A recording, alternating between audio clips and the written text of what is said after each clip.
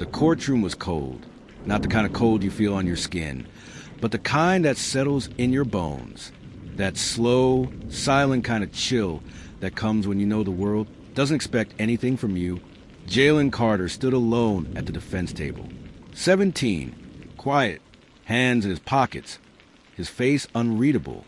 He wore a Navy school hoodie that looked too clean for someone the prosecution had painted as a violent thief. Judge Malcolm Whitford barely looked up from his bench. White, 68, 30 years on the bench. His gavel rested beside his wrinkled hand like a worn-out weapon from a war he thought he already won. Mr. Carter, the judge said with a dry cough, your lawyer hasn't arrived. You have the right to delay. Jalen's voice came out calm and steady. I'll represent myself. That was when the laughter began. Not cruel, not loud, but comfortable. As if the room had just been told the ending of a joke they'd already heard before. Judge Whitford chuckled and shook his head. Well, this'll be quick, then. The prosecutor, a clean-shaven man with slick hair and a Harvard tie, stood confidently. Your Honor, this is a clear-cut case. We have security footage, witness statements, and physical evidence connecting Mr. Carter to the robbery of the West Park jewelry store. The defendant was found near the scene, wearing a hoodie matching the suspects. It's all in the packet. He handed a folder to the clerk, then cast a condescending glance at Jalen. The boy didn't react. He just blinked, slow and still. Judge Whitford raised an eyebrow. Well, Mr. Carter, got anything to say in your defense? Jalen stepped forward. I'd like to file a motion to suppress the security footage. Exhibit A, he said, his tone flat but firm. Judge Whitford scoffed.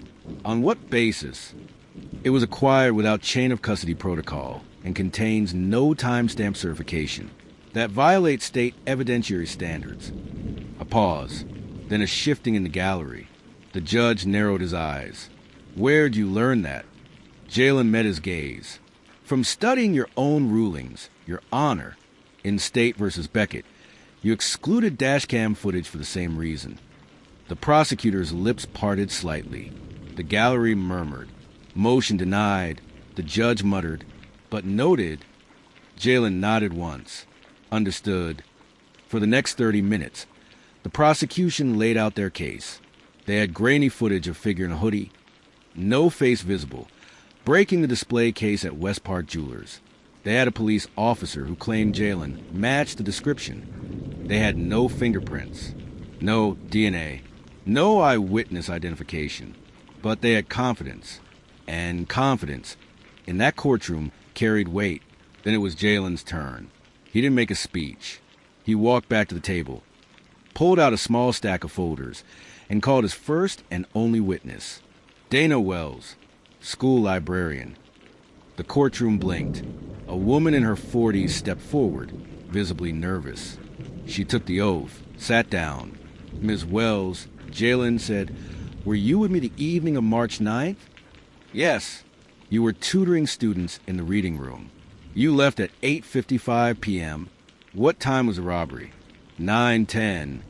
And how long would it take to walk from the school to West Park Jewelry? She shook her head. At least 30 minutes. Maybe more. Thank you, Jalen said. No further questions. Now the judge was leaning forward. But Jalen wasn't done. He pulled out a printout, cell phone GPS history. This is a time-stamped log showing I was walking toward my home after tutoring, not toward West Park. And this, he added, holding up a screenshot, is a text from my mom asking me to pick up milk. I responded at 9:07 p.m. with a photo, taken in the store across town. He paused, then added softly, that store has security cameras, too. The prosecutor tried to object, stammered something about technicality, but even the judge was no longer listening, because now, they were all looking at Jalen, not as a suspect, but as something else entirely. Then came the final blow. I'd like to enter into evidence the following, Jalen said, lifting a sealed letter. A character affidavit from the Honorable Judge Phyllis Carter, my grandmother, gasps, along with her legal mentorship documentation. She taught me courtroom procedure every summer since I was 12. And your rulings, Judge Whitford, she made me memorize them. The judge's mouth opened slightly. His eyes dropped to the letter, the signature. Real, valid, Federal Circuit Court seal. He cleared his throat. For once, no words came. I didn't come here to beat the system, Jalen said quietly. I came here to expose how little effort it takes to accuse someone who looks like me. The judge looked down at the case folder, then back up. Charges dismissed. The courtroom didn't clap. They didn't cheer. They sat in stunned, uncomfortable silence as Jalen packed his papers, nodded once to the gallery, and walked out. On the courthouse steps, reporters swarmed. Flashbulbs popped. Questions flew. But Jalen didn't speak. He didn't need to. His mother stood waiting, proud, tears in her eyes. She reached for him, but he only looked back once. And then he whispered. They thought this was a story. She frowned. What do you mean? Jalen looked down the courthouse steps, where two men in black suits stood waiting, badges barely visible beneath their jackets. This was never the story, he said. Then he handed her a sealed envelope. What is this? She asked. For 3 weeks, Judge Malcolm Whitford didn't sleep through the night. Not since the letter arrived.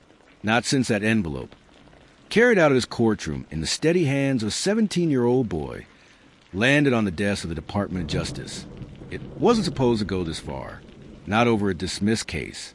Not over that kid. But deep down, Whitford knew it wasn't just about one ruling.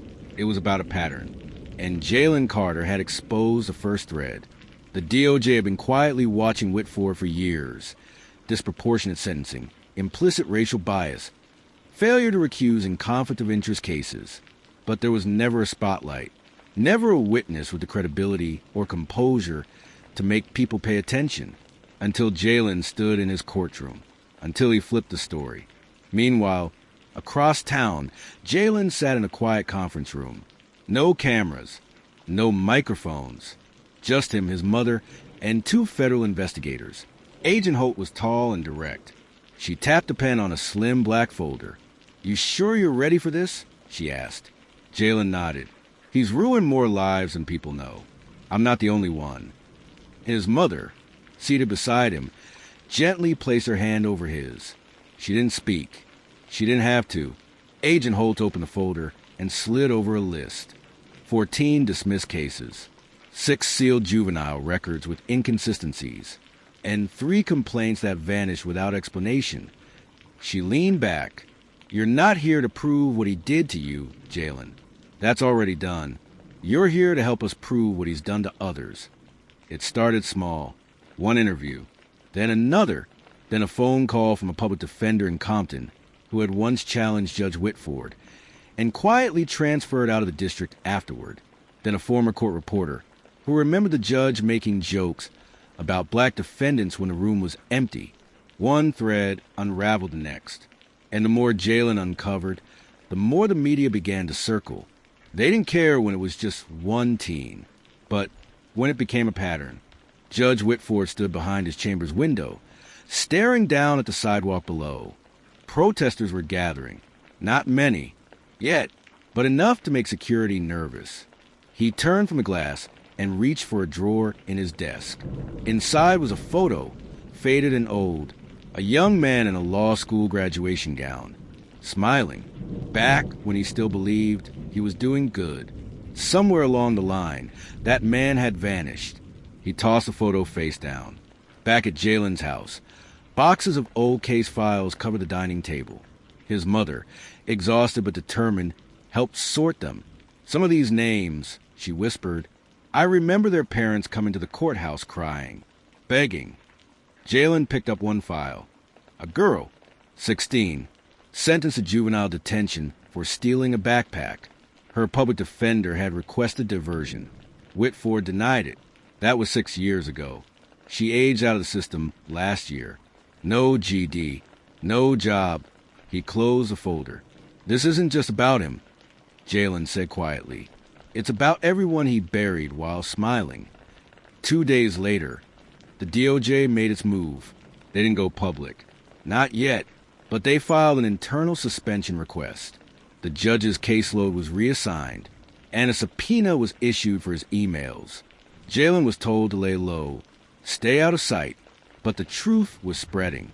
Podcasts, news segments, hashtags, hashtag justice for Jalen, hashtag unseal Whitford, hashtag black on the bench.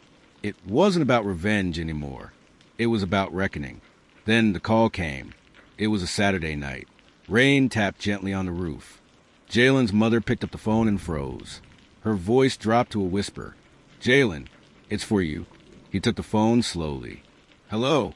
The voice on the other end was calm, old, and unmistakable. Jalen Carter, Judge Whitford said quietly, I think it's time you and I had a conversation.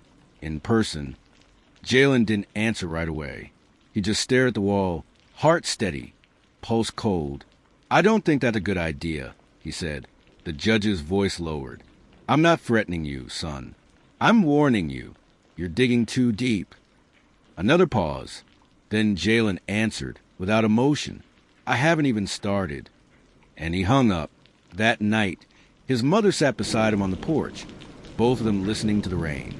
She didn't ask what the judge said. She only asked one thing. Are you ready for what's coming?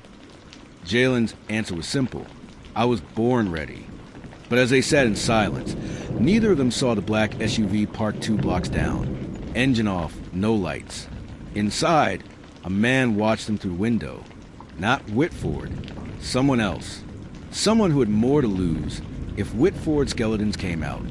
Fire to be continued. Part 2 coming soon. The secrets behind the robe. What Jalen just uncovered wasn't even a real cover-up. Subscribe. Like. Share. Justice is just getting started.